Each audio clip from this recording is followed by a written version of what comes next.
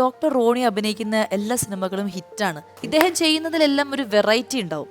അതിനെന്താ കാരണം? ഈ ഡോക്ടർ പഠിച്ചതുകൊണ്ട് എന്തെങ്കിലും? അല്ലല്ല, ഡോക്ടർ പഠിച്ചോണ്ടല്ലോ. അത് ഞാൻ ഇവിടെ എൻ്റെ ട്രിവാൻഡ്രത്തെ MG കോളേജിലായിരുന്നു പഠിച്ചത്. MG കോളേജ് പഠിക്കുന്ന സമയത്ത് തന്നെ കേരള യൂണിവേഴ്സിറ്റി യൂത്ത് ഫെസ്റ്റിവൽ വിന്നറായിരുന്നു. Youth festival.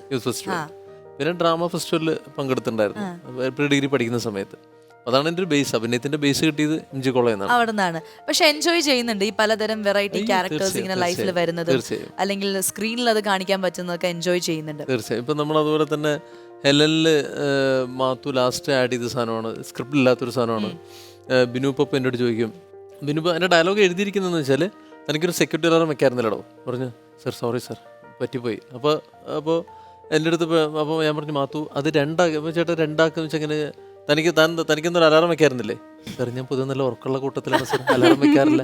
അപ്പോൾ ചേട്ടാ അത് കൊള്ളാം എന്ന് പറഞ്ഞാൽ അങ്ങനെ ആഡ് ചെയ്തതാണ്. ഈ സജഷൻസ് പറയാനായിട്ടുള്ള സ്വാതന്ത്ര്യം എല്ലാ ഡയറക്ടേഴ്സും താങ്കൾക്ക് തരാറുണ്ടല്ലേ? അല്ല അങ്ങനെയല്ല. ഇപ്പോൾ ഗണേഷ് എന്ന് വെച്ചാൽ ഗണേഷിന്റെ ഒരു ഷോർട്ട് ഫിലിമിൽ, ഒരു കുട്ടിച്ചോ എന്നുള്ള ഷോർട്ട് ഫിലിമിൽ ഞാൻ പണ്ട് അഭിനയിച്ചുള്ളതാണ്. അപ്പം അന്ന് ഗണേഷാണ് എൻ്റെ അടുത്ത് പറഞ്ഞത്, ചേട്ടനെ ഞാൻ കാണുമ്പോൾ അസിസ്റ്റന്റ് കമ്മീഷണറായിട്ടും വില്ലനായിട്ടൊക്കെ കാണുന്നത്. ചേട്ടൻ ഇത്രയും ഒരു എന്താ പറയുക ഹ്യൂമറസ് ആയിട്ടുള്ള ഒരാളാണല്ലോ ചേട്ടാ. ഞാനൊരു പടം ചെയ്യുന്ന സമയത്ത് ചേട്ടൻ ഉറപ്പായിട്ടും ഞാനൊരു ഹ്യൂമർ ക്യാരക്ടർ ഞാൻ എഴുതി ചേർക്കുന്നു പറഞ്ഞു. അത് 2012 കുട്ടിച്ചോ നടന്നത്, 2016 ആനന്ദം നടക്കുന്നത്. അപ്പൊ ഗണേഷ് എഴുതി ചേർത്ത ക്യാരക്ടറാണ് ചാക്കോ മാഷ്. അപ്പൊ ഗണേഷ് എനിക്ക് വേണ്ടി നമ്മൾ രക്ഷപ്പെടാൻ വേണ്ടി എഴുതി ചേർത്ത ഒരു ക്യാരക്ടറാണ്. പിന്നെ വിനീതിന്റെ ആദ്യത്തെ പ്രൊഡക്ഷൻ ആയിരുന്നു. അതെ അതെ അതെ. ആൻഡ് സിനിമയും നല്ലതായിട്ട് ചർച്ച ചെയ്യപ്പെട്ടു, താങ്കളുടെ ക്യാരക്ടറും ചർച്ച ചെയ്യപ്പെട്ടു.